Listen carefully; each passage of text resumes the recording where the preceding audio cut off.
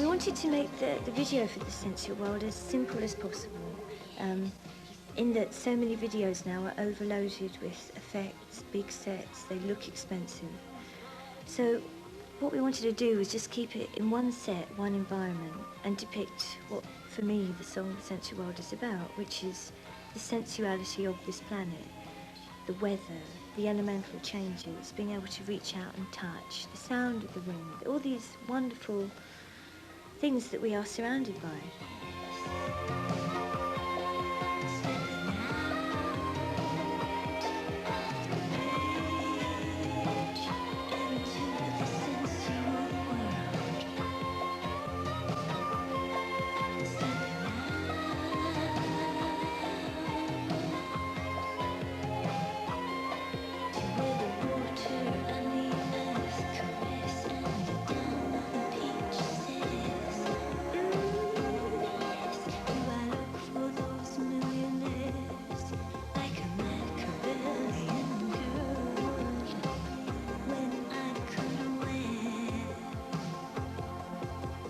Nature is very important to me as an inspiration. It's very important for me to be able to just look at intense pieces of landscape. And throughout history, people have always gained inspiration from the sea, from mountains, from the sky. It's what we sort of strive for, really, isn't it? You know, nature is perfect. God made the world in absolute perfection, and anything that a human being does can never really be perfect.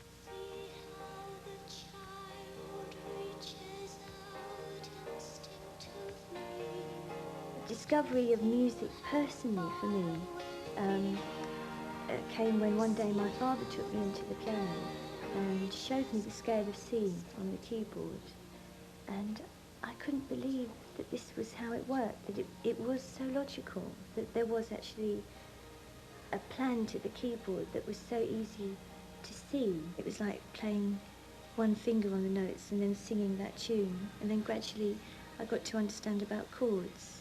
Now once I hit chords, that was really it. You know, this was the most exciting thing in my life, a chord.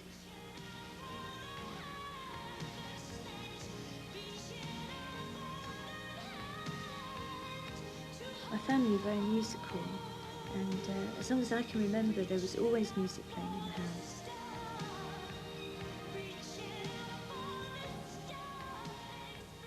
It surprises me even now when I look back at the amount of time that I was putting in, that, as you say, I was dedicated. And I would think it was extraordinary, looking back on it now, if it wasn't for the fact that at the time, I just felt so strongly that this was what I had to do. It was like, it almost felt like a mission to me, that this was why I was here, this was what I had to do. I had to make an album. And that was it, you know.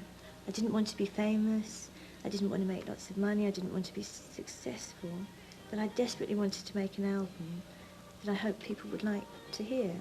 So all my energy was going into that.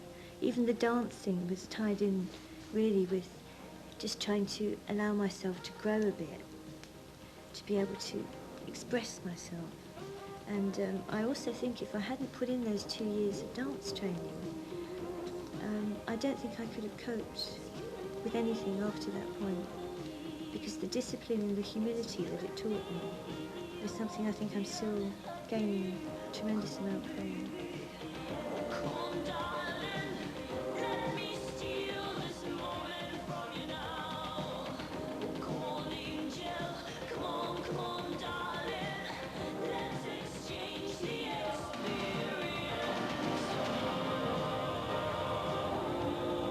When I actually left school and I was training as a dancer, I kind of worked out a routine for my day, which would be I'd get up in the morning, I'd practice scales and that on the piano, go off dancing, and then in the evening I'd come back and play the piano all night.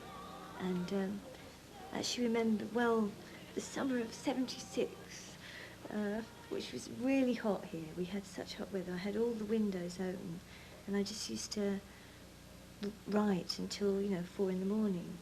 And I got a letter of complaint from a neighbour who was basically saying, "Shut up!" because they had to get up at like 5 in the morning. They did shift work, and I was, my voice has been carried the whole length of the street, I think, so they weren't too appreciative.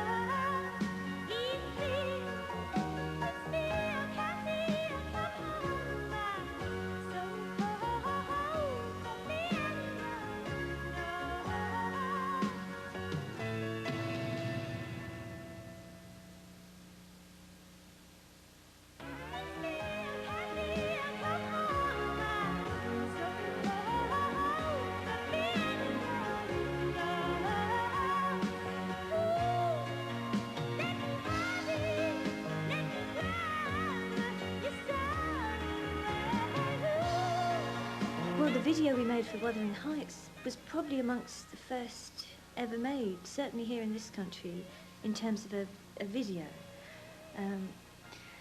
And I was very influenced at that time still by Lindsay Kemp, so it was very much the dance influence that I was expressing.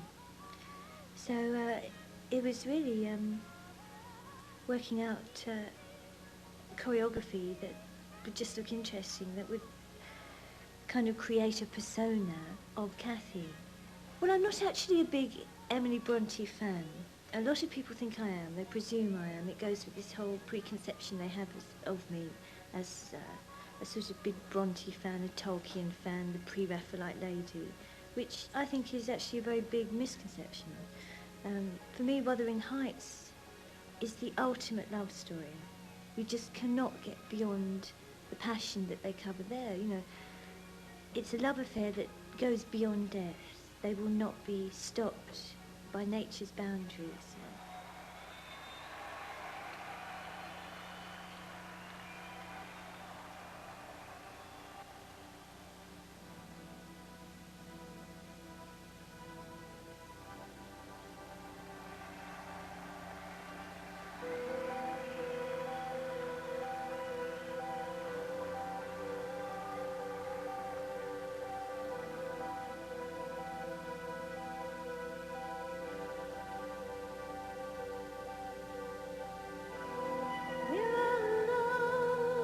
I've only actually toured once, 10 years ago, 79, and we toured England and Europe.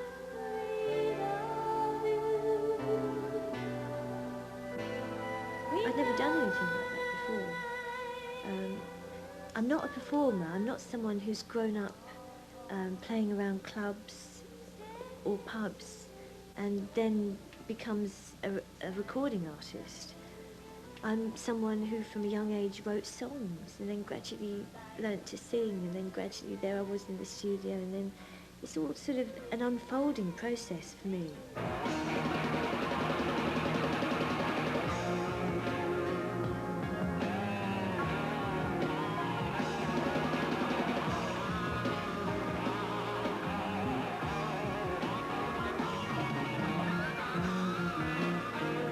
We wanted to do something special, and I guess really because of my influences from people like Lindsay Kemp, we wanted to make it kind of theatrical, and so it would incorporate lots of different things like dance, and we had a magician, and we had some poetry, and just all different elements thrown together, and it had a kind of a circus feel.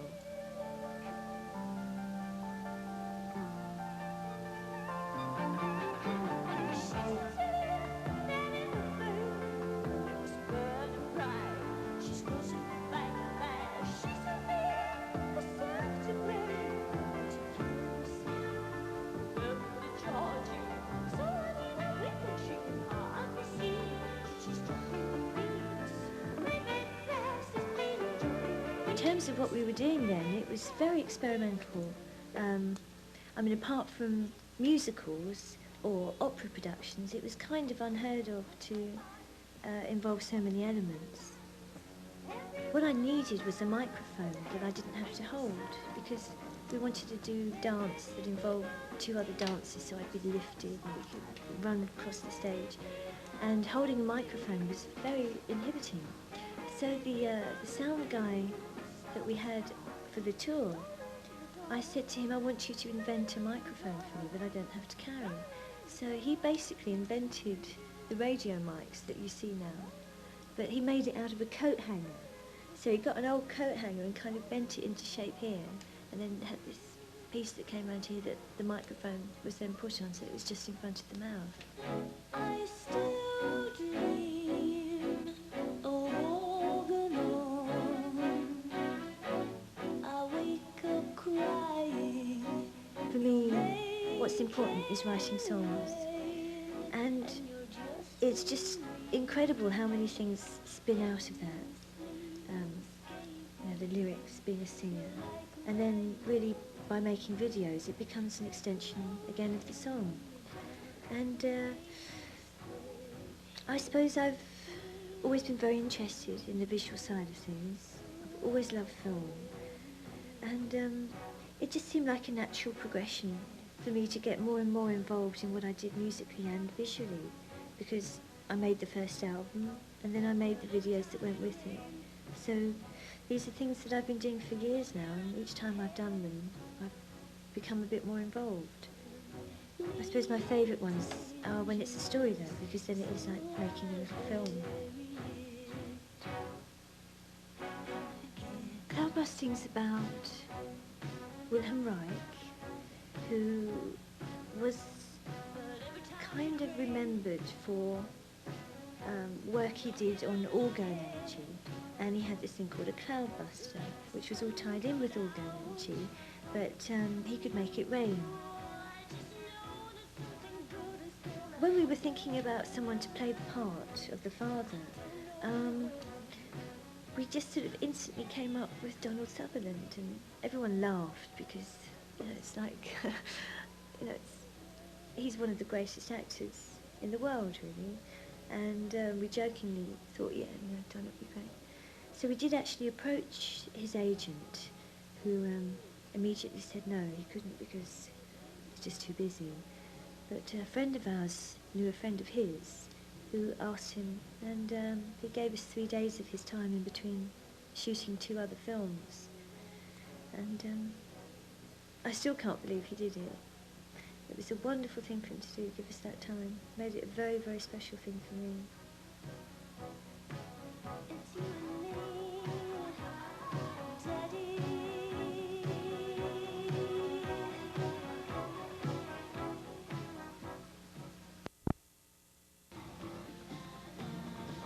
Come on, a kiss now.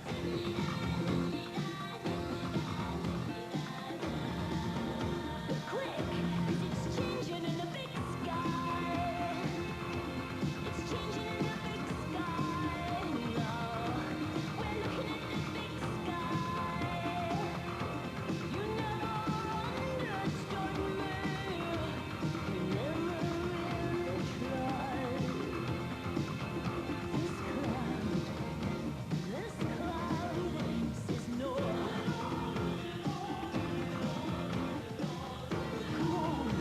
Well, it's very difficult making videos. Obviously, you want to try and do something different. Everyone's making videos. There's competition out there like probably nothing else. Tim is kind of sitting throughout the song, waiting for his girlfriend or whoever who's in hospital. So most of the video is very distressed. You know, he's in a real distressed state, and he sort of looks up, and the light goes away from the window, and his spot comes down. So he's just sitting in this spot, and it's like he's suddenly conjuring up these memories. And then I sort of step in with a raincoat and put it round his shoulders.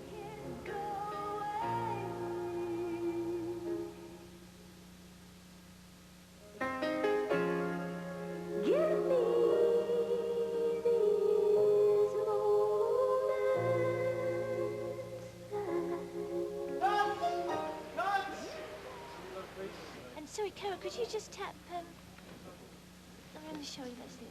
And just give her a look for us, Laurie. When I'm directing them, I'd storyboard them and then get them drawn up professionally so that other people can understand. Because otherwise it's like, oh, what's that meant to be? You know, it's not meant to be me. You know, it looks like a blob. And also just getting camera moves and that across on a professionally drawn storyboard. Everyone can relate to it immediately. It's such a good way of getting people to understand what you really mean. Thanks, Carol. I don't think I ever wanted to become an actress. Acting is something that I've never had a passion for or an ambition for.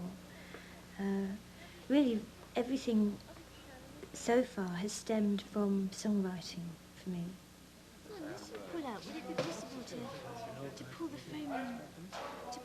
One of my favourite people from the movies was Alfred Hitchcock, because for me, the guy was a genius. He was completely revolutionary. He was very witty, but witty in a very out there sense. And I still think people are learning about the film industry from him every time they watch one of his films. Beautiful. It's like the guy had a camera for a pair of eyes. I should be hoping that I can't stop thinking. And all the things we should have said that we never said. All the things we should have done that we never did. All the things that you needed from me. All the things that you wanted from me. All the things I should have given that I didn't.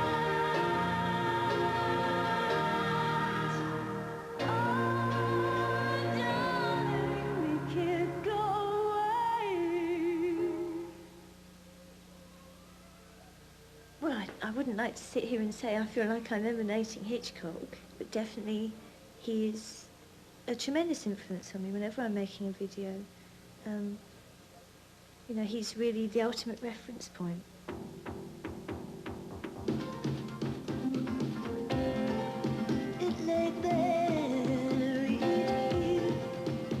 Well, Love and Anger, of all the songs on the album, is really the one I know the least about. I don't really know what it's about. It's had so many different faces and was one of the first songs to be written, but one of the last to be finished. And I think all the songs on this album are about relationships. Take away the love and the anger, and a little piece of hope holding us together. Looking for a moment that'll never happen. Living in the gap between past and future. Take away the stone and the timber, and a little piece of rope won't hold it together. I don't think I'm politically minded at all. Politics are something that they're just not a part of me. I don't understand politics. I don't like what I see of politics. I don't see politics doing any good for people, really. It seems a very intellectual preoccupation, you know. If you want, it's kind of action, isn't it, you know, that does things for people. I think I'm an emotionally based person, and when political issues reach me emotionally, which of course is how most of us feel the hard end of them, that would then probably move me to write a song or something. But I wouldn't ever sort of write about politics. It's not a part of me. I suppose if I had to name the main things that are very, very good triggers for ideas, it would be books, films, and conversation. And you know, that just about covers it really for me. The odd walk in the park.